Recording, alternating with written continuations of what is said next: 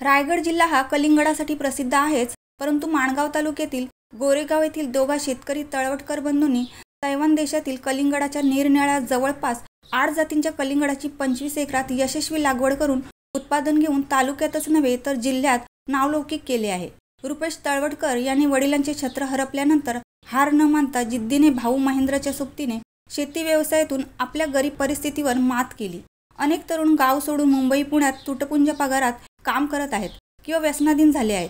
अशा तरुणांसमोर शेती व्यवसायातून यश संपादित करून एक आदर्श समोर ठेवला आहे। गेल्या वर्षी या दोन्ही बंधूंनी जन्नत, आरोही आणि विशाला या तैवान जातीच्या कलिंगडाची 5 एकरात लागवड करीत प्रयोग केला होता।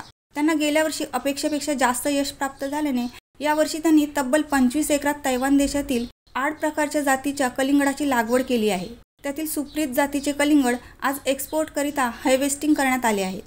नमस्कार, मी प्रसाद गोरेगावकर, रायगड प्रतिबिंब न्यूजमध्ये पुन्हा एकदा आपलं स्वागत आहे। आज पुन्हा एकदा आपण एका नवीन प्रगतशील शेतकऱ्याला भेट देणार आहोत, ज्यांनी जवळपास 12 एकरमध्ये विविध 8 जातींची कलिंगड लावलेली आहेत।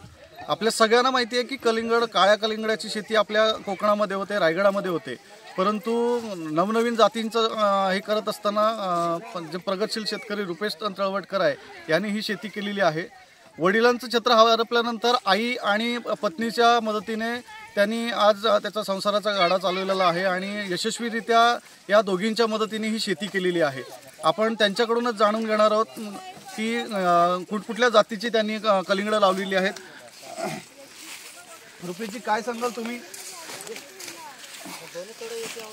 कुठल्या जातीची तुम्ही कलिंगड लावलेली आहेत आणि किती वर्षापासून आता हे करताय आणि किती एकरमध्ये साधारण हे केलेलं आहे? मी रुपेश तळवटकर, गोरेगाव। आज मी गोरेगाव क्षेत्रामध्ये 10 ते 12 एकरमध्ये शेती कलिंगड लावलेलं आहे। त्याच्यात आपलं गोल्डन, अगस्ता, आयेशा, सुप्रीत, त्याच्यानंतर शरयू, मन्नत 2 अशा 7 ते 8 जाती आपण लावलेल्या आहेत। आणि आज ह्या व्हरायटीज असल्यामुळे आमचे रेट आहेत ते जसे ना तसे राहतात आज 2-3 वर्ष। आणि येत्या 10 वर्ष मी आज शेतीमध्ये मोठ्या प्रमाणात आपण शेती करतो। आज आपण जी कलिंगडाची जात काढताय, त्याचं हार्वेस्टिंग करताय, कुठल्या जातीचे आहेत ते आणि आता ही जात कुठे तुम्ही पाठवता? आता जी आपण हार्वेस्टिंग चालू आहे त्याची सुप्रीत जाती आहे। ह्या कमीत कमी आज 8 ते 8, 10, 12, 14 ते 16 किलोपर्यंत आजचं फळ निघालेलं आहे आपलं। आणि हे सगळं एक्सपोर्ट होणं, 4 गाड्या एक्सपोर्ट होणं लागलेल्या आहेत।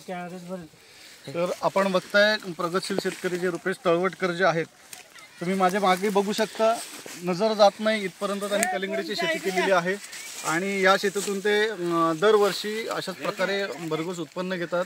त्यांच्या मदतीला त्यांची आई, भाऊ आणि पत्नी असं त्यांचा एकत्रित मदतीचा हातभार लागतो आणि ते शेती करतात। रायगड प्रतिबिंब, माणगाव।